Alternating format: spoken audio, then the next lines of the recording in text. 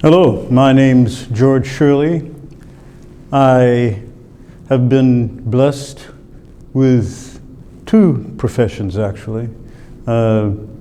Singing, ever since I was 4 years old, beginning in Indianapolis, Indiana, where I was born, continuing in Detroit, Michigan, where I grew up and where I was educated in the public schools, which had a great system of music education back in the 50s, and at Wayne University, now Wayne State, where I matriculated with a bachelor's degree in education, majoring in music. Taught high school for a year and a half before Uncle Sam decided he couldn't do without me, and I was drafted. And I spent a total of 3 years in the United States Army Chorus, which was a new unit at that time associated with the United States Army Band in Washington, D.C.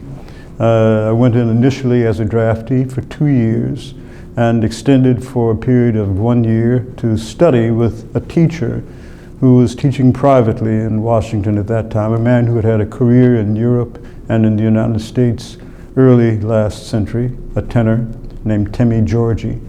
And I started studying with him because a friend of mine who was studying with him kept urging me to go to him, and so I finally did. And the old fellow told me, well, you study with me 1 year, I can guarantee you'll have a career. Well, I wasn't interested in having any career but as a music teacher in the public schools. So when he told me that, I thought, well, I'll think about that. I'll give it a try, because I didn't want to go back to Detroit to resume my teaching career and kick myself 30 years down the road for not finding out whether the old guy knew what he was talking about. So I extended my period of service for an extra year to have an income and benefits to take care of my wife and our infant daughter, who was born at Walter Reed in Washington. And that's how my career as an opera singer started. I made my debut with a small company in Woodstock, New York in 1959, the Tournau Opera Players, 2 pianos, a small theater that seated 200 people, a company of 7 singers. We sang the solos and we sang the chorus.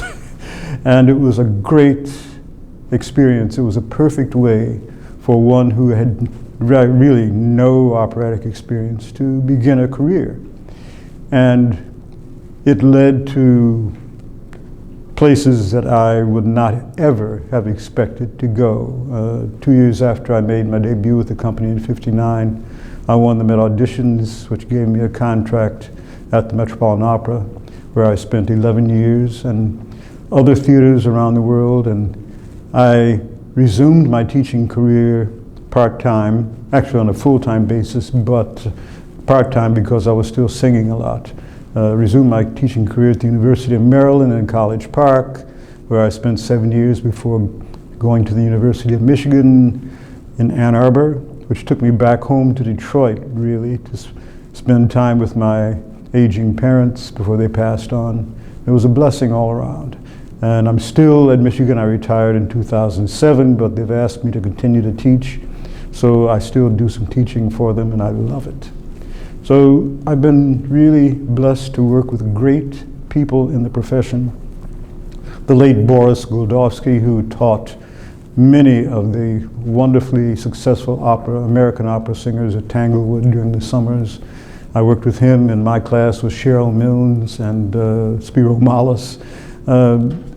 Boris taught us all how to be independent on stage, how to pretend to look at the conductor without looking at the conductor, so we could make the audience believe we were looking at the people that we were singing to.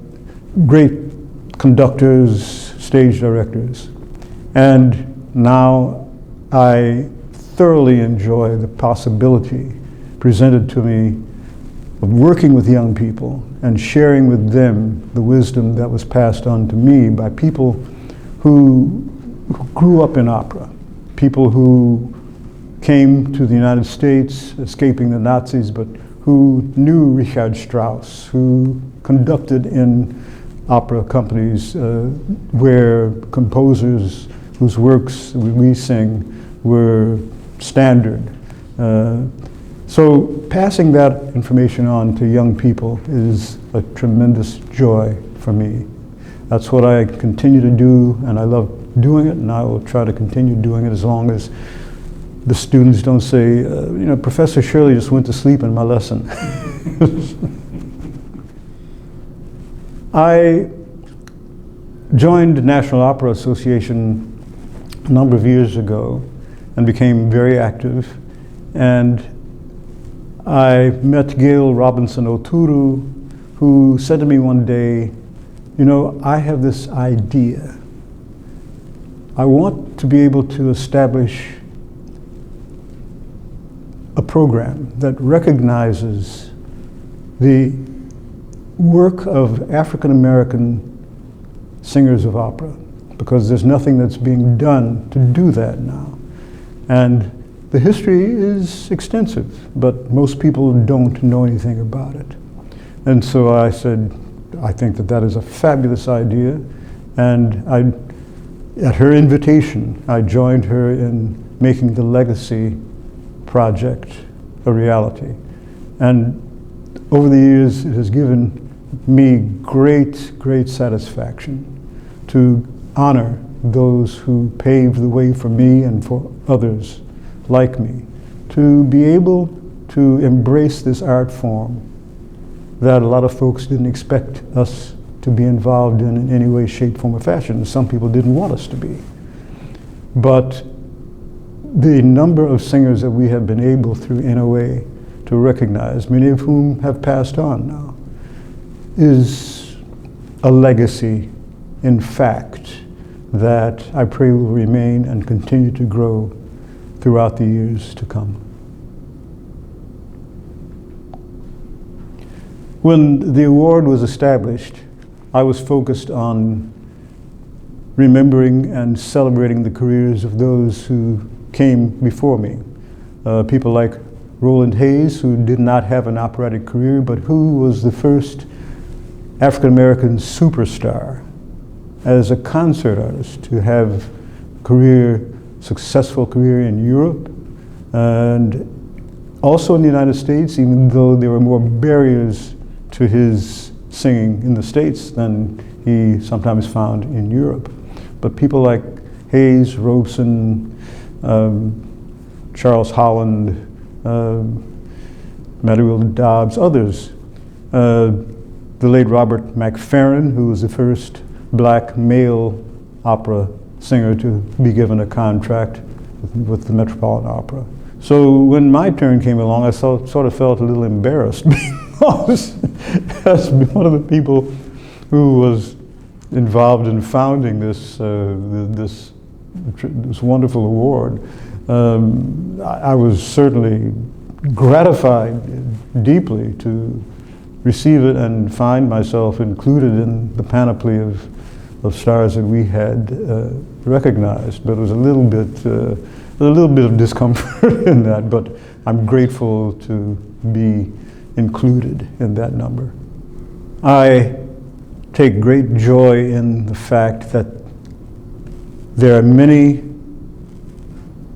singers who have received the Legacy Prize, the Legacy Award,